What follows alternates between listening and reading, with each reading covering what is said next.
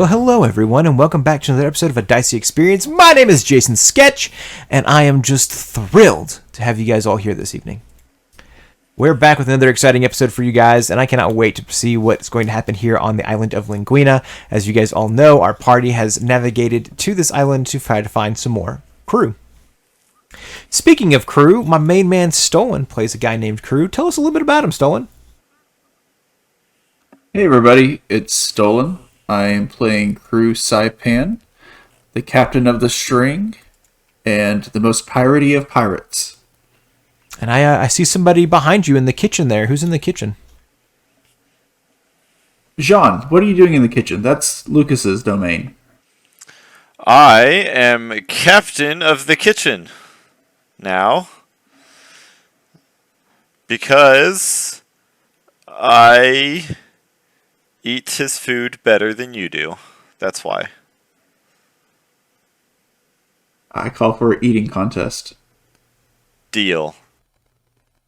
That is our friend Lazy Man Gamer playing Jean. Are you going to be the referee, Lucas, of this competition? I will start making mountains of pie and get them ready for this eating competition.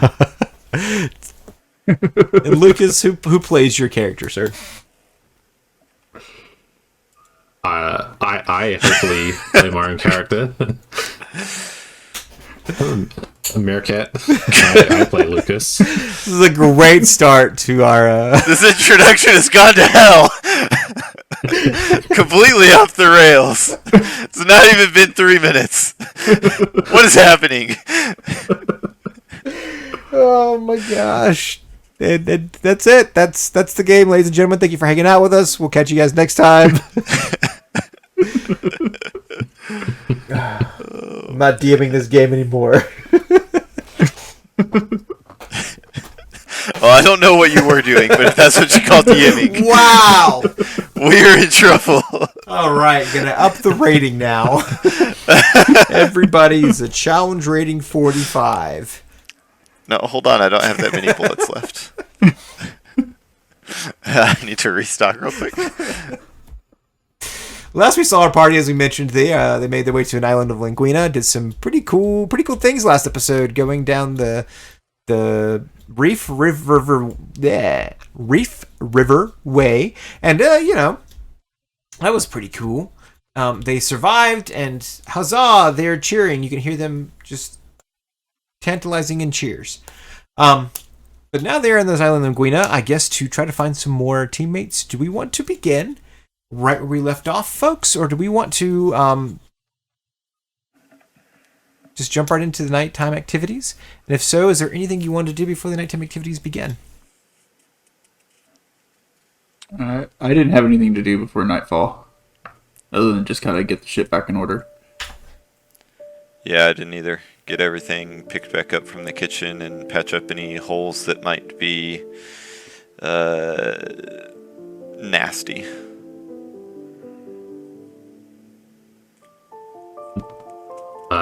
While I finish up making everybody dinner, I'm writing a list of ingredients and items that I need to purchase while we're on land.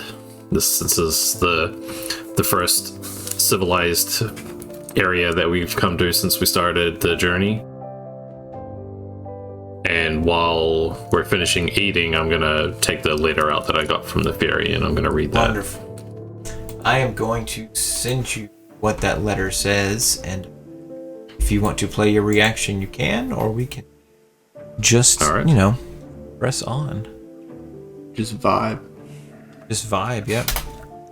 Just a solid chill. Yeah, as y'all are finishing up dinner, I guess, or finishing up mid-afternoon mealtime, as the captain might call it. Lucas is pulling out a letter and he's reading it. As I start reading it, my eyes go wide and I start breathing a little heavy as a big smile just appears on my face. I've been invited. I can't believe it. So it was from a lover. You've been invited to No. what? The Gorgon cooking competition. You've heard about. I mean, everybody's heard about this. I can't believe it. I've been invited. Well, just pretend that I've lived under a rock my whole life. What is the Gorgon's cooking Is that how you challenge? pronounce it, Jason? A Gorgon. Gorgon. And I was doing that on purpose.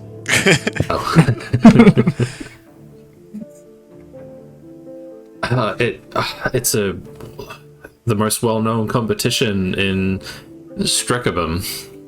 I mean, everybody knows that it's something that I've been following my whole life. That the top competitors from all over the world come here. In 3 weeks' time, I need to be on Mundra Island. I need to register and be here for that. This is something that I've been waiting for. John, do you know where that island is?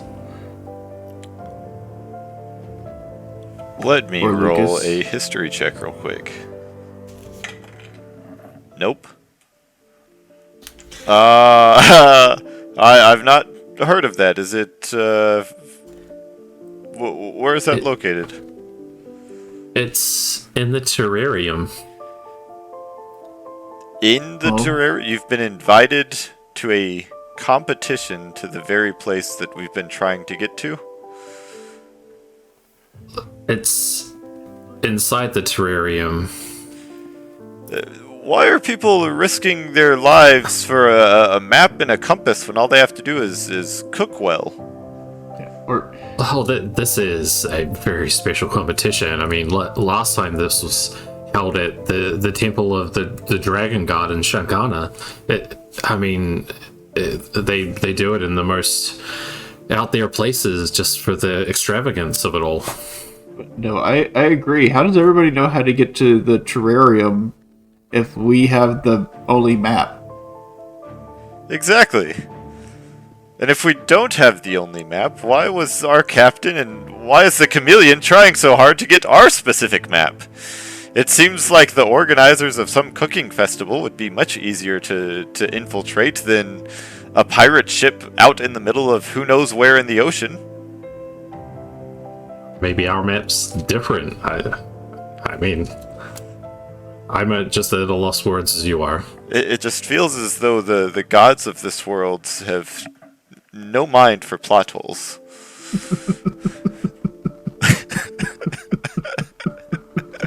The captain never senses the only map to the terrarium. Why did we try so hard for this particular one then? You never had a chance to ask the captain, but you can see the magical properties from said map gleaming off the It's table a right now. magic map.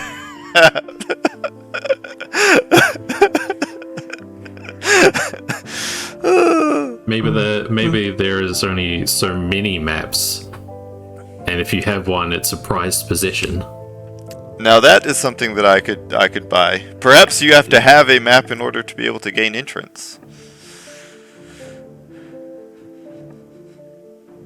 I mean, that would be the only way to get there that I know of, so it's fortunate that I came on this ship.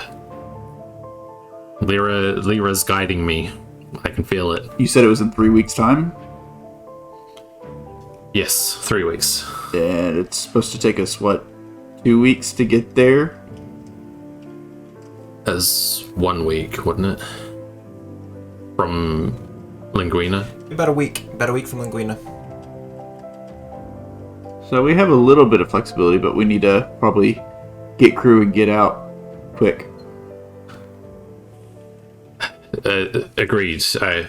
I need to prepare, and Lucas starts just mumbling to himself about certain ingredients and recipes, and he's jotting down stuff in his notebook.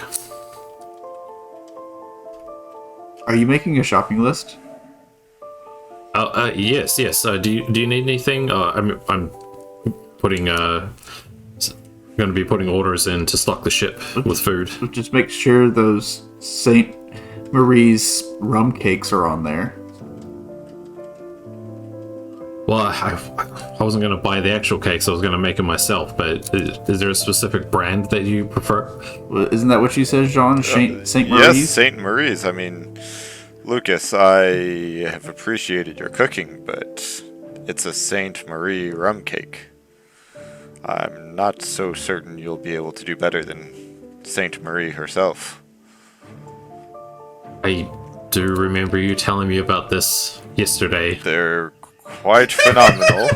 Take a bite of them yourself and see, and I suppose if you think there is some way on this earth that you could make a better rum cake, then you can buy the supplies you need.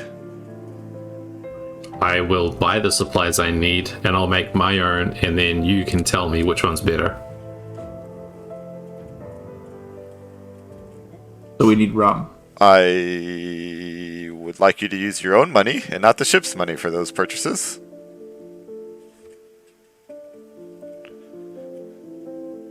Okay, I have enough. Deal. I have no problem with eating rum cake all day. Ooh, maybe he can make some rum cake and then make some French toast out of said rum cake. Lucas? Lucas is just like a bomb going off in his head. Like, what? That I never thought of that. Why, Bull, I think we've just won him the competition. That is true teamwork right there. Say, what's the prize for this cooking shindig? There's nothing in the letter that says the prize, but last year someone won a Master Chef license, so I assume that this year will be the same. Interesting. A Master Chef license? But you have to have a license to be a cook? I mean, anybody can be a cook. I mean, you two could be cooks, but it takes someone special to be a chef, but only one person to be a master chef. Lily does the Z snap in the background.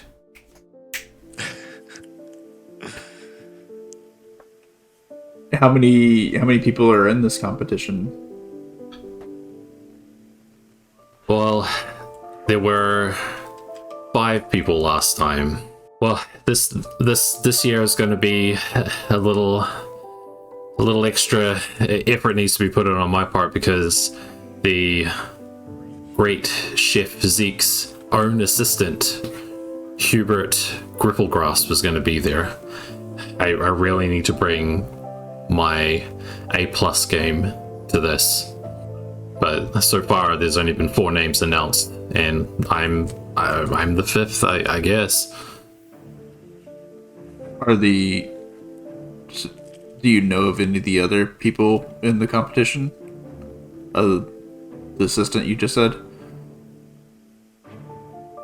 I mean, the other names, Brianka Gilfer, Trifanen Gonali, Lopal Rubblecuff. I know them by reputation. I have not met them though. They're all excellent chefs. Well then, you have some preparation to do. I definitely do. Do you think we'll be able to make it work? Us going here and stopping, if it's on the way. I mean, if we're heading to the terrarium, I mean, it's all in the same location to me. I don't see why we can't stop and win you a prize. Okay. Thank you. This is the chance of a lifetime. Is what I've been aiming for. Thank you. I need to get to work. And Lucas just kind of gets up and starts rummaging through the kitchen. Looking at his shopping list, Jean, do you know if we can get all this stuff here in Linguina, or are we gonna have to make another stop somewhere else? We should be able to get most anything we need here. This city acts as somewhat of a trading hub for pirates. They trade both in people, in pirates going from one band to another. So we will certainly be able to find any crew that we need, but they also trade their goods. Most pirates work within a certain area, and they'll pillage the goods off of the merchants in that region and bring them here or any of the other pirate havens and sell them off to other pirates who might be sailing in an opposite direction, where they could then sell those goods at a higher price. So it's a smattering of pretty much anything, but the quality at times may be lacking. It depends on how long it's been since the goods have been stolen and from who those goods were taken. Oftentimes the much higher quality items of much more prized nature are more heavily guarded and not so easily taken from the people who command their vessels. So, you can find pretty much anything you would like in Linguina. It's just a question of how good it will be. So it may be a good place to find dry goods that don't really go bad too quickly. Of course. But as far as like fresh stuff, eggs, milk, we may want to stop someplace else. Eggs, milk, common goods like that, absolutely would be good. I was, I suppose, thinking more as a merchantman myself still, in terms of cloth and timbers and certain wares and other goods. But as far as food is concerned, most food should be fresh. I was looking out for Lucas here. I see. I've already started to dream as to what we might do with this vessel, with the funds that we liberated from the dragon. Are you saying upgrade? I think it might be a good idea, based on where we are going and the troubles we have already met, to perhaps add a few guns if we're going to add a few men. Are you suggesting that Captain Bull move from the string to something else? I don't think we need a new ship altogether, but at the very least we're going to need a new sail. And some patchwork. Yes, we might just price some ships and see what it is we can afford. But I see no need to abandon the string here at this point. So crew-wise, what do you think we need? A shipwright for sure. If we could find a clerk to take care of our funds and ensure our books are in order, and they'll be able to look over any charts and navigational needs we need. With the trouble we found, it might be good to hire honestly, just a deckhand who can swing a sword and protect us from someone with a bit more brute strength, if you catch my drift. I do. Other than those two positions, there's not anything that we're in desperate need of. I mean, we already have the best lookout there is. Of course. So we don't need that. We've got a helmsman, a cook.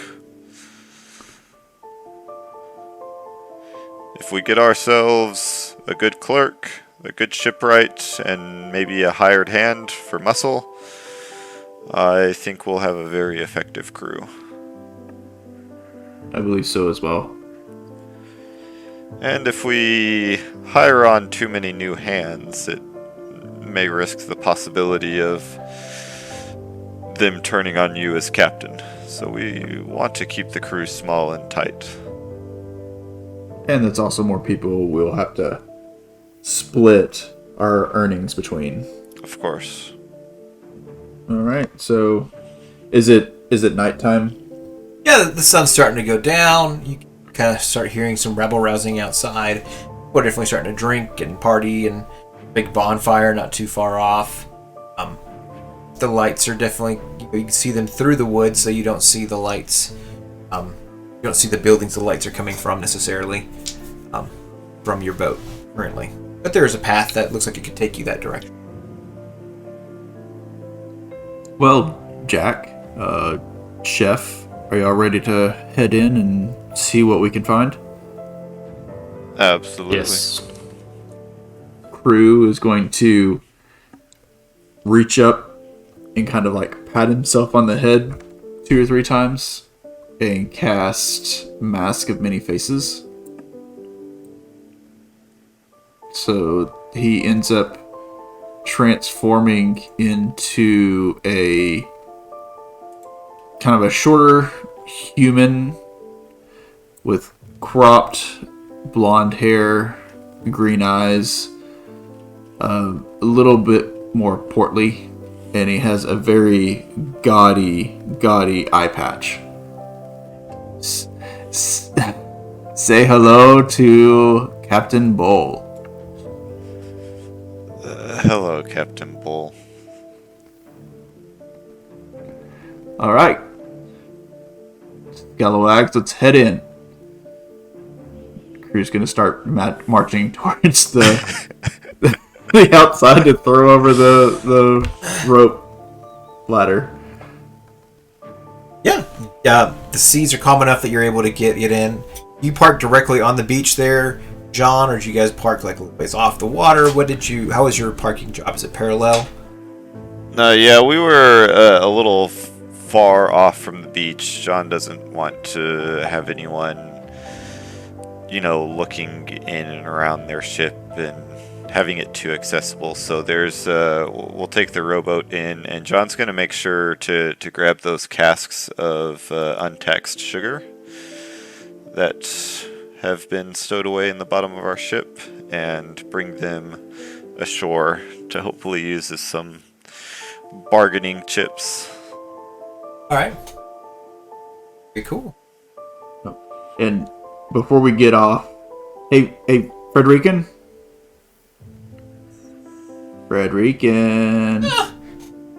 Hi! I'm coming with you, right? Hold on, let me get my pouch. No, you're staying here. You're gonna be our guard. Master Lucas said I can help him. I think you should stay on the ship, Frederican. Oh, okay. We're not sure what people would think of Cobalt coming on shore. You're helping your master by staying here and guarding the ship and make sure nothing happens to his precious valuables.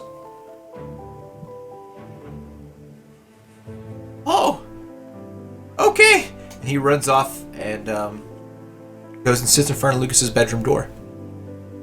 Good. As he runs off, eyes shut. Don't touch anything. Yeah, so he runs off and he's about to get to the doorknob. You say, don't touch anything. And his hands go up and he kind of goes into panic because he doesn't know what to do. He doesn't know how to get inside the hallway without touching the doorknob. Don't touch any of my experiments. Oh, okay. I promise. Smell good.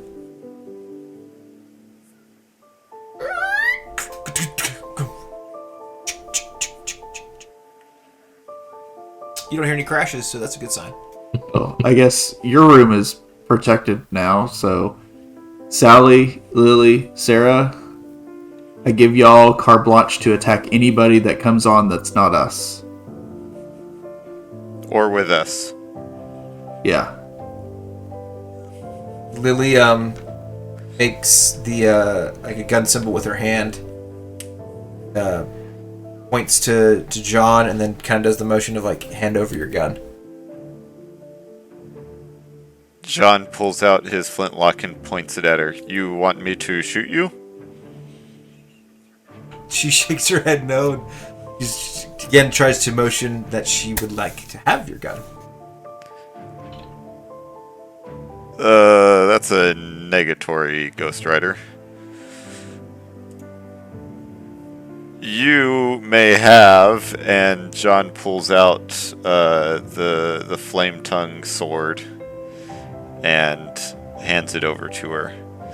You may borrow this until I return.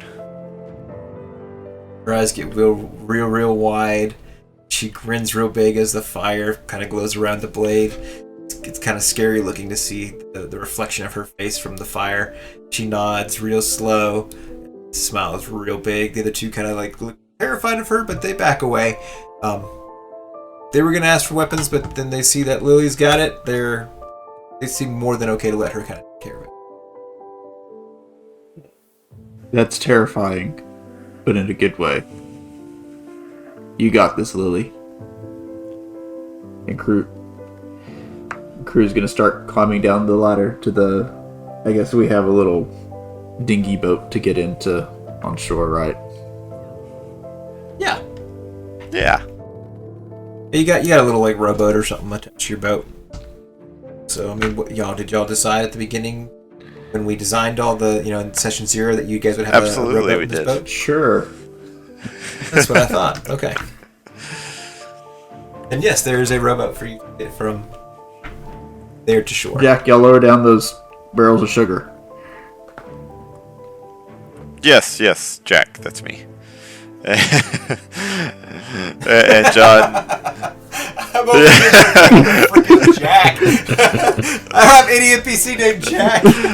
We specifically talked about this last game. Yes. Jack Lily. It's been a couple weeks. Yeah, we'll pretend it wasn't just a couple minutes ago. Yeah, John starts tossing down the barrels to Lucas and Bull.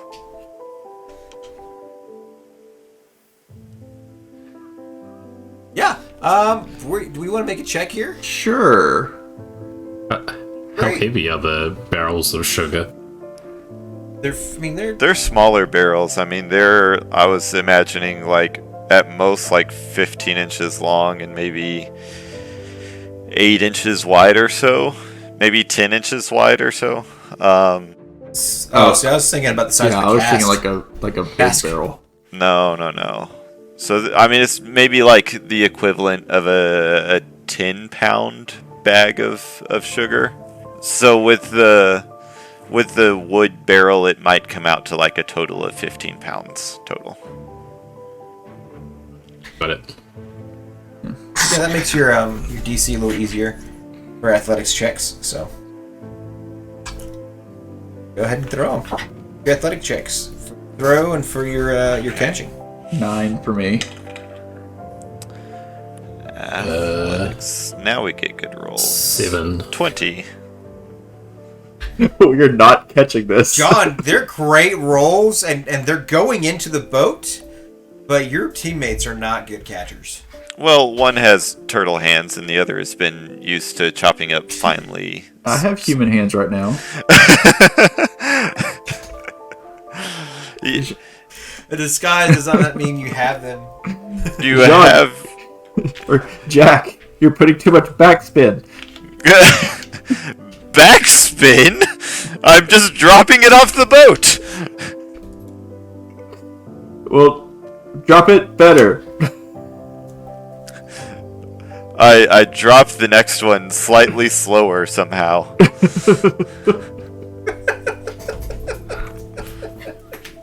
You do it. It's surprising how slow you tie a rope to it and you slowly lower it down. It's more effective and impressive for young crew. That's better. Yeah, y'all get your sugar, you get in your boat, you start making your way to the island. The beach is filled with all kinds of people. Left and right, there's every kind of race. The first race you notice, Lucas, is a kobold or two that are kind of partying off in the distance, robbing a couple of humans blind in a game of gambling. There's fairies and dragonborn and half dragons and goblins and hobgoblins. Oh my, all over the place. You know, there's even like a scarecrow person, off, for instance. Is that a robot? What's a robot? It's a mechanical person. That's weird looking. But they're there and they're about. Make your way through the path leading to town, and the trees are tall and made of, coconuts and bananas and all the other native plants you might find on the island of Linguina. It makes bananas relatively cheap if you're to buy some, or coconuts, or you can go get them yourself. People are drunk on the path, kind of pass out along the way, and there's definitely a larger fire in the center of town. When you get there, there's like John has mentioned, there's no hotel to stay in overnight. There's a bar you can see. There's different stores around, like a magic store, basic purchasing store. There is a couple of other odds and ends as well. You can come get your fancy St. Marie spiced rum cakes here. There's definitely a line outside of that. It's like a relatively long line, but you're going to have to get there pretty quick. There's a sign that kind of points to a Banfrick, the Goliath, shipwright repairman ship off to the right.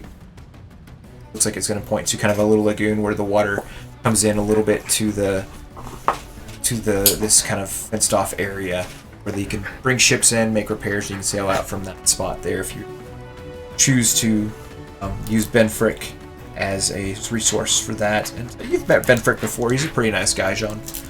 You and him gotten along pretty well in the past. What kind of odds and ends are you guys looking for? So the buildings are made of wood.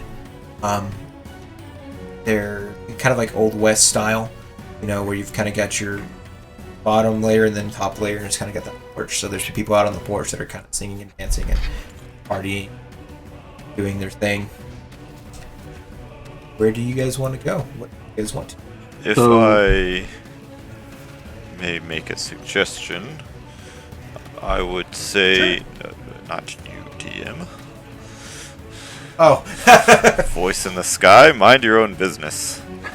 If I might make a suggestion, I would say we get the supplies that we need, and if we are going to hire a man of muscle, that we get him to stay with our dinghy.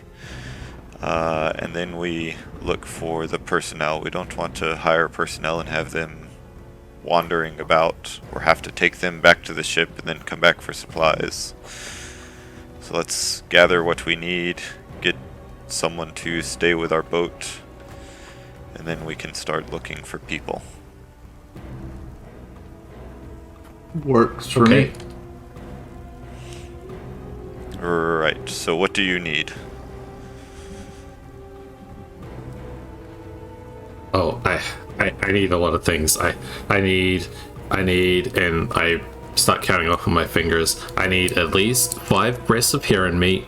I need some high quality bone marrow, something from the Havandra sheep, nothing from local stock. I don't want any of that crap. I need Delpharan bread, at least 2 rolls, nothing more. I need at least 1 pound of snail butter. That's essential. And I need some frog legs, at least from 4 frogs. The local's fine, but fancy it up if we can find it. We may have to compromise on some of those things. You've been feeding us snail butter? Well, you can't get it in Tortune, but apparently here you can get anything, right? You can get most anything. The quality, there were a few things, especially at the beginning of that list, that I'm afraid may be harder to come by or much more expensive than perhaps we are willing to pay. I have enough gold myself. I can cover that. Right. Well, I say we go to the general store first. And then we might go to the hidden market and see if they might have some of the more luxurious items that you were looking for. Do you think they'd have tigerfish meat there?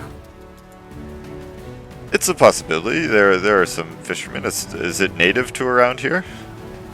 Oh, no, but... No? I'll take a look. I'll ask them. Oh, okay.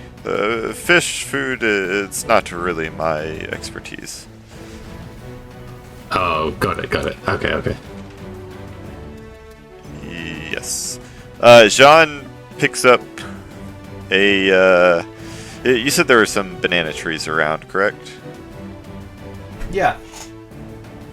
So he's gonna go up to one of them and just pick off a hand of bananas. And,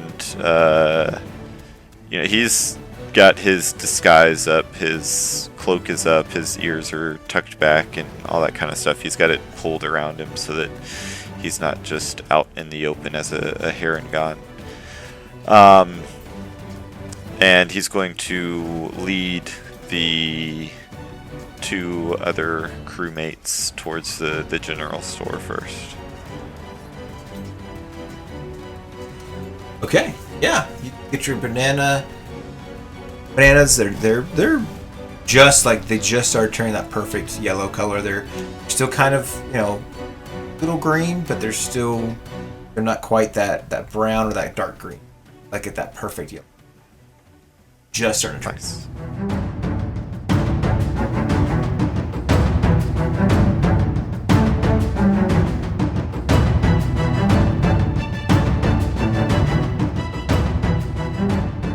You know when you've had a really bad day and you come home and the AC's running and the house seems like a mess, kids are screaming, and things won't stop. So you just sit down on your couch just for 5 minutes to relax. And here comes your dog.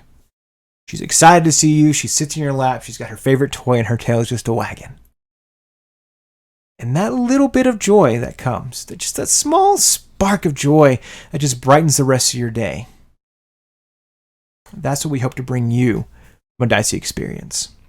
Thank you guys for coming week after week to listen to what we do here on a Dicey Experience. It's just a blast to make this podcast for you guys, and really just a blast in general to get to hang out with all the guys that are part of this podcast. I do want to say thank you to Stolen and Meerkat and Lazy Man for all the hard work they put into this podcast and the characters they've created and the story that we've been able to brew and come up with together. It's crazy to think that we started recording this podcast about a year ago now, and you guys are already getting to hear that on a regular basis. I'm just blown away by the amount of people that have shown love to our podcast and want to see it continue to grow and thrive. I just thank you guys for taking the time to come and listen to us. If you would, tweet about us or put stuff on Instagram at #DiceyExperience. We'd love to see what you got there. Again, you can either use #DiceyExperience or really #ADiceyFate. That way we know it's about this specific story arc for our Dungeons and Dragons campaigns. We're hoping to do more in the future, but of course the Fates is the current story that we're following right now.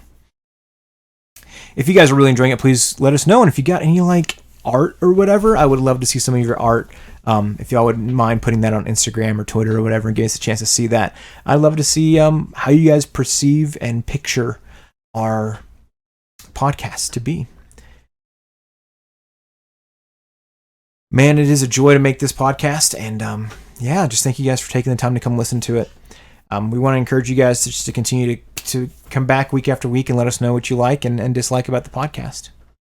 Please leave us reviews and all the other fun things that we ask you guys to do. And I hope that you guys have a blessed and awesome week. And I'll see you guys next time in a little bit here in the future. Until then, enjoy the story that we have. And I don't know. May the odds ever be in your favor.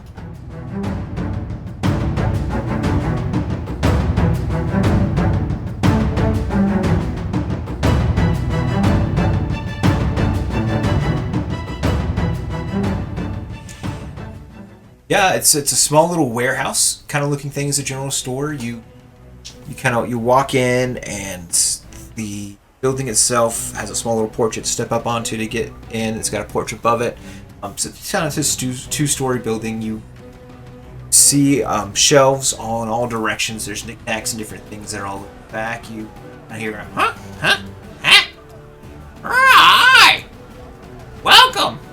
And you see an Aarakocra who has black feathers and is wearing far too many belts and silver jewelry. And seems to be super excited to see some people come in. He's got a pair of pants on. His chest is showing, and he looks like he's got a tattoo or two. Oh, how's it going? Welcome to my little warehouse. What can I get you? And John's going to step aside and allow Lucas to kind of frolic about and do what he needs to. I start frantically listing off the exact same things as I did to Jean. Oh, whoa. I just sell basic rations. I've got other cool things here, though. Would you like a whistle? You don't have any of this? I mean, I could do without the tigerfish meat, but I could really use some of that bone marrow. You might want to go to the market for those things. I've got an ornate brooch of dwarven design.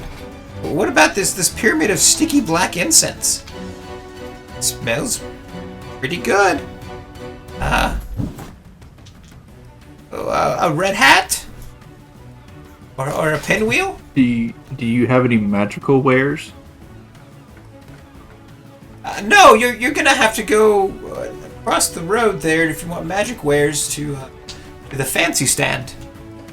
The hobgoblin over there, he'll have magic items, but got backpacks, and I got candles and an ink Do bottle. you have any butter? Butter? Yes, I've got some snail butter. The best of the best. I'm suspicious that out of all the food items, he has snail butter, and he's trying to sell us a whistle. Well, not many people come in asking for butter. They usually want trinkets of some sort, or like ink for their magic books, or candles, or I know I got brewer's supplies. Do you need to know how to make some alcohol? Actually, I could use some of that. Oh, that's 4 gold pieces. I'll take it. Okay. I don't know why I have this. Somebody left some cold winter clothes, and I've got them if you like to buy some cold winter clothes. Does it get cold here? No. But if you're traveling to far off places or going really far south, DM, would we know if it got cold in the terrarium? no, you wouldn't necessarily know. Because you're from the far south. It doesn't get too terribly cold No. at your place, does it? So, wouldn't necessarily know that, no. I got enough insulation here. I don't need no winter clothes. Oh, okay. Look like you can use a red hat, though. Every good human boy needs a red hat. Alright?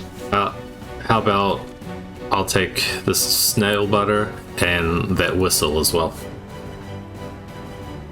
Oh, wonderful. The whistle's 4 gold pieces. The whistle is 4 gold? Yes, only Faye can hear it.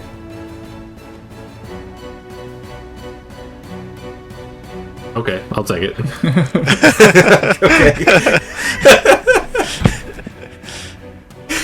Shut up and take my money. I've got a bright green feather, a tiny silver icon of a raven,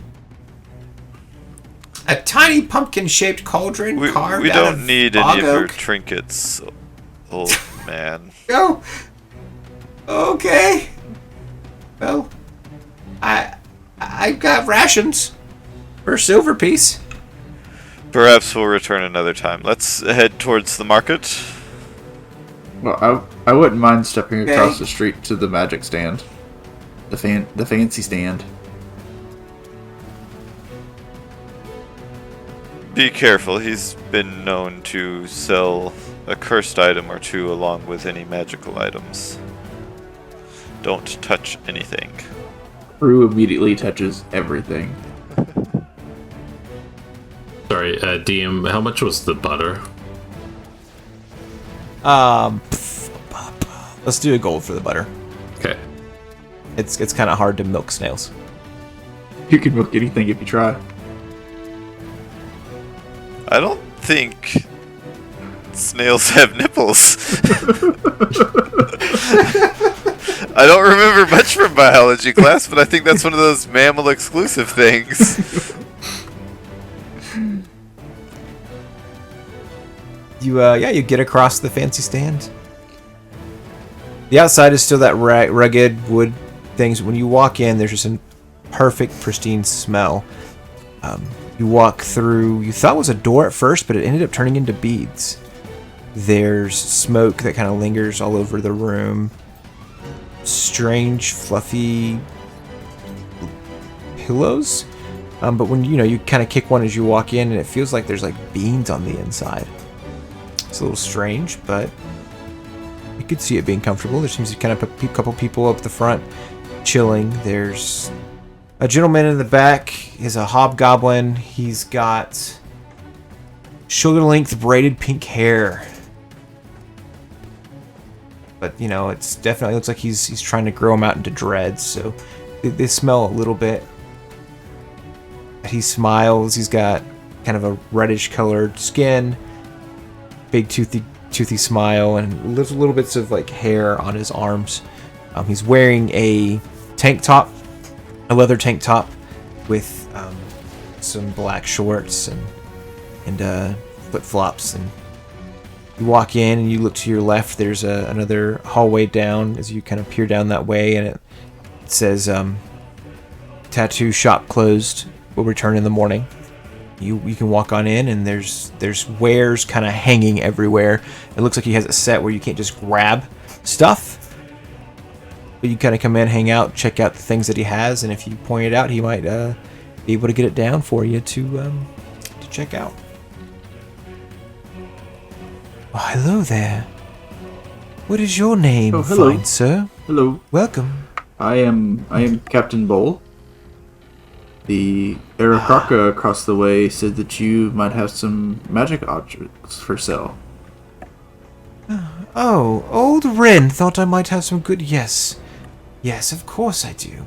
I've got plenty of magic items. If you just look above you, lots of fun things. I've got anything from spell scrolls to ammunition. I've got a new rod that's quite exciting. Some silver spoons that do incredible things. Silver spoons. What do they do? Well, hum a tune for me. Do what? Hum a tune for me. Are you of the music persuasion? Your demeanor reflects as much. Let's just say any tune I carry falls straight through the bucket. I see. Well, you can hum a tune like ha ha ha ho hey, and the spoons will, and it plays exact same tune, but as if spoons are being playing that tune. Pretty exciting stuff, right? How much are those? Gold piece each. For each spoon? Yes, Oh, 2 for the pair. I'll take 2. Awesome. Wonderful. I've got some snake tongue. Material components if you need it for casting spells. I've got some oil as well. It's kind of fun, and yes. that seems to be most of it. Oh, I do have some other fun trinkets, though. I've got a pair of old socks. I was actually looking for some like unbreakable chain. You know, just like a necklace or an unbreakable necklace. Unbreakable necklace. Let's see. And why would you want such a wear? I mean, I need to look good, and I need to make sure it's not stolen. Well, I'll tell you what. If you bring me one, I can enchant it for 25 gold pieces. It'll take me a day. That sounds like a deal. Wonderful. I'm pretty sure that I saw Ren had a fancy, dwarven brooch of some sort the other day. Maybe perhaps you can buy that, or if you bring your own, you might have one on your boat or something. I'm not. I'll go back across and see what Rin has. Oh, wonderful. Go back over. Jean, you watch Crew walk back out of the store, and he's heading back towards the other store. Okay, the hobgoblin is staying here, though, right? Oh, yeah. Okay, I'm gonna turn to Lucas. Did Lucas come into the store with us? I assumed. Oh, you both went in there? Yeah. Okay, sure. I'm gonna turn to Lucas and say, Lucas, would you give me a moment, please? Alone. Yes. Were we in the store with Paul? I assumed we had all walked in. Okay. Can I ask for a 300 gold diamond?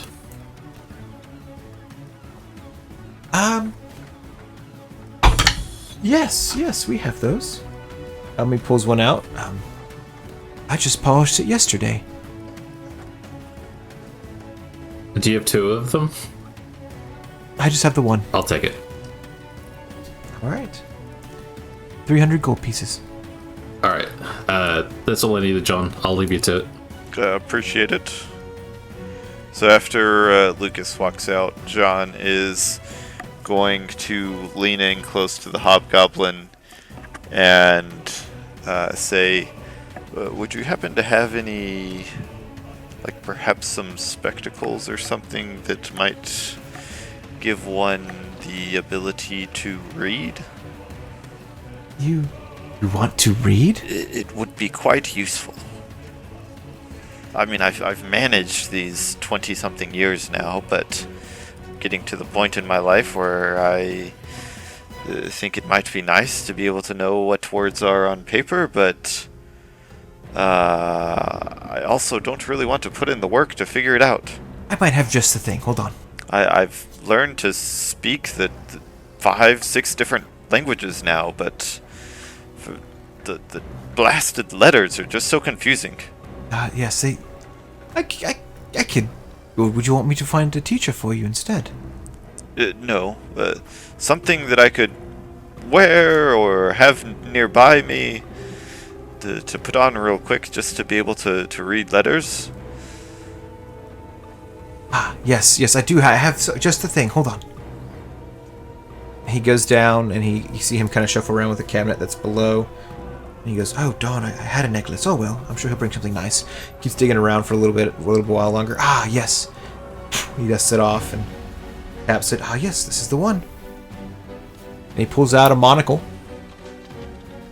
This I could sell to you, 50 gold pieces, to be able to read for an hour, once per day. Just for an hour? And just once? I could up it, but it's going to cost you probably about 300 gold pieces for it to last for indefinitely. Yes. I like the sound of indefinitely. Of course. Do you have something to test it on? Oh, yes. He pulls out a little notebook, and he writes something on the notebook. I put in the monocle and take a look at it. Can I read it? Yeah, it's a little fuzzy because you're going to have to tune to it, but... Yeah. he taps it because he is attuned to it, so it kind of lights up for a second when he does that. And the words clearly state, "How stupid do you have to be able to not know how to read?" Well, for that slight, how about we make it 250? I can do it for 275 because you gave me a good laugh. Deal. All right. Wonderful. And what was your name, good sir? Jack. Jack. Ah. Pleasure to meet you, Jack. Yes, have a good day. Varys Saint Amon. Oh, you too. Yes, yes. I'm so lonely. John walks out the door, and as he pockets the monocle before he walks out, and as he walks out, he says, "Thank you, Lucas. If there's anything else, if you want to browse the wares, I just needed a moment with a man." Oh, I think I have everything I need from that store. Okay, I didn't mean to rush you by any means. So if you'd like to go see what else he has, I just there was a private matter I wanted to attend to. Oh, so you're just fine. Your private matters are your own. Much appreciated. Rue is gonna walk back into the general store. Oh, Rin. Oh! Hi! Yeah. You're back! You remember my name? Oh! He gives you a big hug. Oh, it's not that hard of a name to remember, but okay. Oh! Okay. Well, for me at least, I knew somebody named Rin at one point. Oh. Oh! But that was lifetimes ago. But no, I was looking to see if you had any like chains, like necklace chains or something like of that sort. I've got an ornate brooch of dwarven design. Wasn't really looking for a brooch, more of a necklace. Necklace, just like yes. a simple chain. Simple chain necklace. Hold on. He kind of goes to the back and he digs around for a little while. And he comes back and he's got one, and yes, it's got the charm of the Pumpkin King on it. We'll take it. Oh, very good. How much? 3 silver. I hand him 4 silver. Oh, you're very kind. It's most people just punch me in the face and walk away. Well, from Captain Bull to Rin, punch him back. He goes to try to give you another hug. I try and sidestep it, but end up just giving him one of those awkward side hugs. Oh, thank you. So then I run back over. I just keep going back and forth. And all the while I'm trying to like take the Pumpkin King medallion off of the chain, because all I want is the chain. Yeah, make a strength check for me, just see if you can rip it off. 6. You're able to get it off. You fight and fight and fight, and right when you rip it off, you end up accidentally backhanding John in the face as you're running into the store.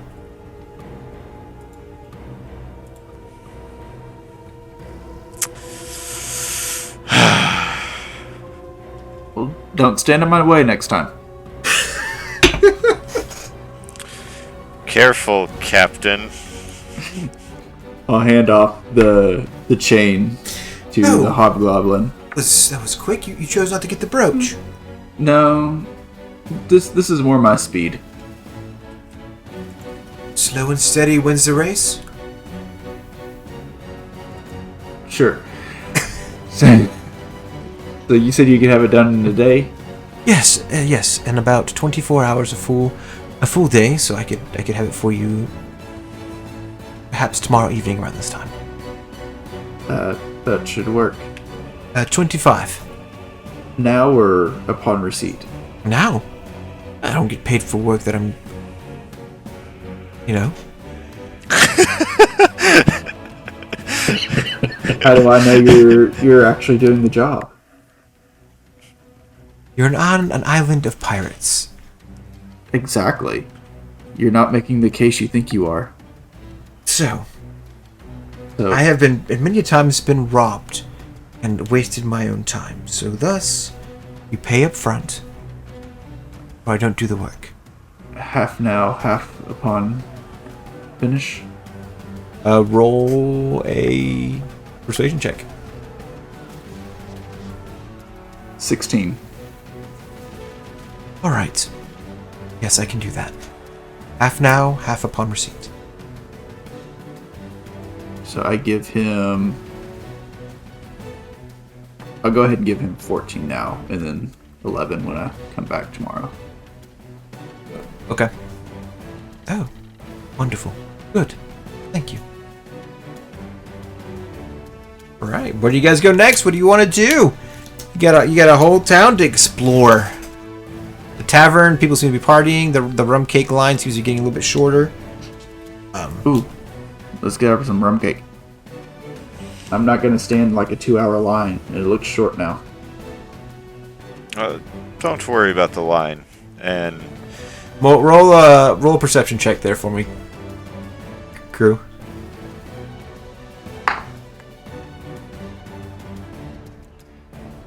$17.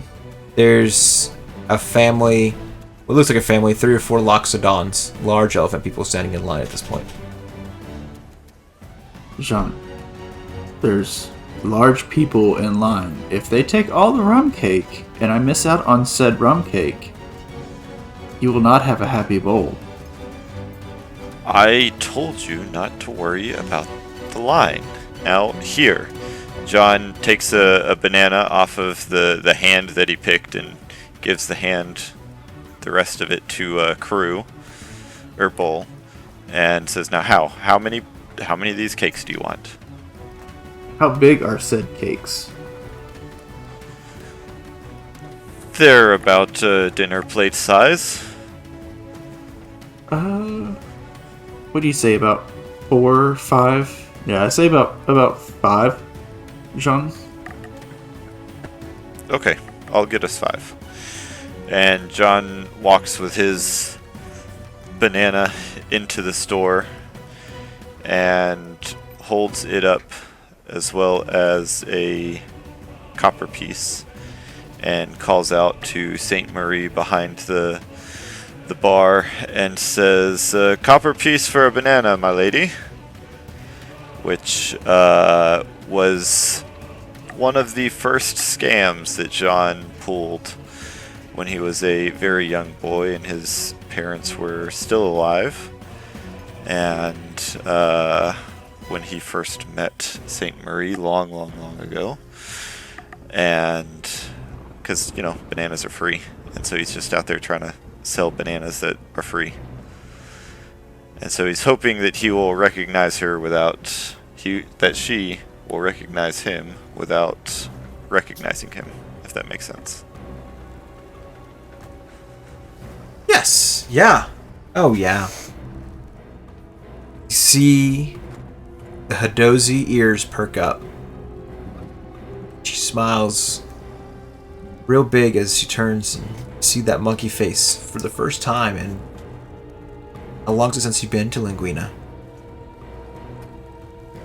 It's probably been at least 5 years. Probably about 5 years. She smiles and waves as her little arm flaps go up. She's got that dark fur and... Well, come on forward then. Everybody, I need to take 10 minutes with this young gentleman and his banana sales. Excuse me. Oh, come on, Saint Marie. You want them rum cakes? Yes, ma'am. And you're all gonna wait. You guys are very surprised by this Hadozi's ability to maintain structure in a pirate setting. All the pirates kind of look down, they kick the dirt, and John, you are invited forward. So in a very hushed tone, he'll say, Miss Marie, it's been 5 years since you've seen your old friend Jack. And trying to keep a bit of a low profile, gather some crew and some supplies, and just wanted to stop in and say hello and perhaps buy some cakes. She reaches over the counter and she gives you a big old hug, and it's a pleasure to see you again, Jack. Here's some cakes for you. I do want you to know that some of your old comrades might be walking around today. I've seen them around, so if you want to say hi to them, you're welcome to.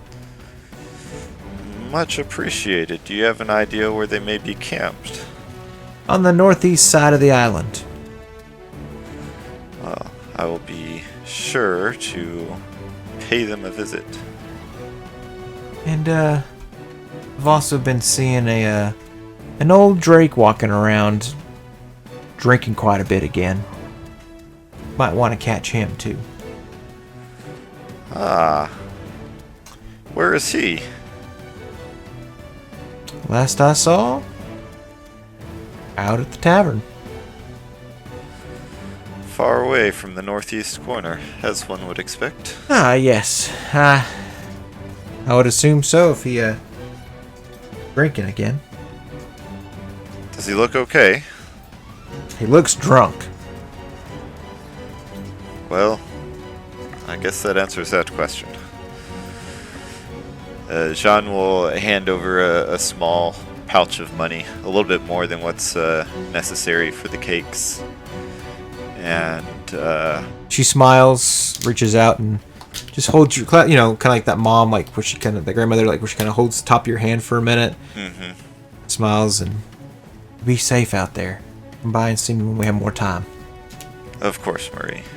You take care as well. Always a pleasure doing business. Pleasure with you as well. And he'll leave the banana on the counter side and head out with the cakes. Did y'all go in and watch this whole transaction, or did you just kind of... No, I just kind of stood back after he handed me the bananas and just walked off. I was just like, okay. So when John comes back, he'll take the rest of the bananas back from Bull and hand the cakes over to him. All right, where to now? We need to find... I guess we could take this back to the dinghy, and then we need to find somebody to watch it. Do you know a good place to start rounding up extra members? I have just learned there might be someone in the tavern whose services we could purchase. Oh, really? Somebody you knew in a past life? An old friend, yes. Depending upon his current level of bondage, it may make things difficult, but if he is walking around a free man, he'd be happy to join us. Is he trustworthy? Absolutely. He is, of everyone on this earth, one of two people who I would trust with my life. What's his name? His name is Drake. Let's take this back to the dinghy, and then you can make the introduction to Drake for us. Sounds good. So we'll head back to the dinghy when we get there. I'll call out in my brain to Nameless. Yes? Oh! We've been playing tag! And it's been a lot of fun. Sally's not very good, though. Okay, can you come here, please? Oh. Okay. Gotta go, Sally. Bye. And I imagine, like, with the urgency I'm feeling, it might just cause him to poof into existence in front of me for the first time. Yeah, poof! As I summon him. What, does he look different now that you've, ladies and gentlemen, they've all leveled up to level 6? Yeah. No, he looks exactly the same. I haven't figured that part out yet. Okay. Sounds good. Is he a little bit bigger, though, or is he just... No, he looks identical to the way he did. He just got here extraordinarily fast somehow. Okay, yeah, suddenly Nameless poofs in front of you guys. And John didn't speak anything, so he's out loud. He's just, Nameless is suddenly there at the dinghy. Poof. Whoa. How did you do that? I don't know. Nameless, how did you do that? I don't know. You called and I came. I did not know that was an option. I guess it is now. That is pretty sweet. His tail wags back and forth, super happy, like, yes, good. Okay, I did a good thing. I can't believe, yes, oh, good. I made you happy. I like that. I want to keep making you happy. Okay. You want me to sit? Why don't you... Yes, sit Paw up, and stay shake, with roll the over. boat. Oh. No, stop. Calm down. Take a breath. Deep breath. In. 1, 2, 3. Out. 1, 2, 3. Okay. Sit and stay with the boat. Make sure no one eats our cakes. And no one steals our boat. Do not let anyone interact with this boat, yourself or the cakes, unless they are one of us 3. Okay. Or somebody with us. Or someone with us. Can I eat the cakes? Good catch, Bull. No. Oh. Therefore, a competition later. You may have some then. Oh. Okay. Right. To the tavern. Is it a race? It's a sit competition. I sit really good. Sit. Oh. Nameless, I appreciate your enthusiasm, but we have much work to do, and it's late, and I'm tired. Oh. Stay with the dinghy. Oh, okay. I'll stay with Dingus. And John will just turn and walk towards the tavern. Okay. What do you guys follow him or? Yep. As we're walking, John will just come. I think this is the most I've walked in a month. I'm exhausted already. Oh, we could all use the exercise. I hate the land. You walk into the tavern. Wood ornate floors. There's a bard playing in the background, some sort of piano or lute. If you guys reflect on this moment, you can't quite remember what the bard's playing. It's just loud, annoying music. There's people laughing and cheering, and there's a bar in the far back with a bunch of different people, kind of manning it. It looks like it's a busy night. It's a nice oak wood, kind of that lighter color a little bit. There's round tables all over the room, and a stairway that kind of goes up. And normally these stairways would take you to bedrooms, but it looks like these are kind of more private rooms for other matters that you pay an extra fee for. Did we catch the name of said tavern? Yes, you did. Said tavern's name is the Platinum Alchemist. The main one manning the bar, you can kind of tell he's the owner, is a Minotaur. He has red fur. Though it looks like he's had a busy day, like he's just woken up. His eyes are bloodshot red. And there's an imp that kind of flies over and continues to take drinks to the different tables. It's busy tonight. Jean. Yes. It doesn't take long for you to spot Drake. He, as soon as you walk in, not noticing you, it looks like he has just won a gambling match. He's jumped up on the table. He's wearing one of those blue Asian robes that that you know what I'm talking about? That's got the blue flowers and stuff. Like a kimono? Like a kimono, exactly like a kimono. Okay. And it's wide open. You can see everything. Okay. He's drunk. He's got his bottle in his hands, and you can't beat me. I'm Drake Furblood. There's no other bugbears out there like me.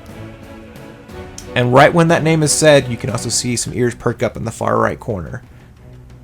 And you see an old gnoll sitting in the far corner.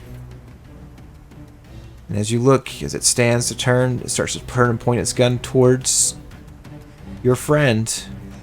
John will pull out his flintlock as well and see if he can get out around first because he's Han Solo. It is old Fleeska, and he looks pissed.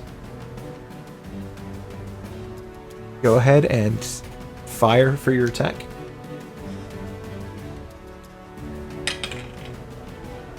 Okay, that's not bad. 19 to hit. Does that hit Fleeska? You're asking me if a 19 beats an NPC's armor class? It does hit. It does hit Fleeska. Does hit Fleeska. Okay, very good. How do you know? What's going on here? What is happening? If you don't remember, Brood played Fleeska, and we've been talking about where Fleeska's been and what he's been up to recently. I see. It does hit, but he does manage to get his fire off. And you're concerned for a moment because that bullet does fly towards your friend Drake. And then something magical happens. Drake's body seems to spin real fast. It's like his eyes catch that bullet, and he watches as it flows, and in his bottle he spins, snatches that bullet in his bottle, and is able to turn it around back towards Fleeska. He misses, but the bullet flies right past Fleeska's head and makes a hole in the wall.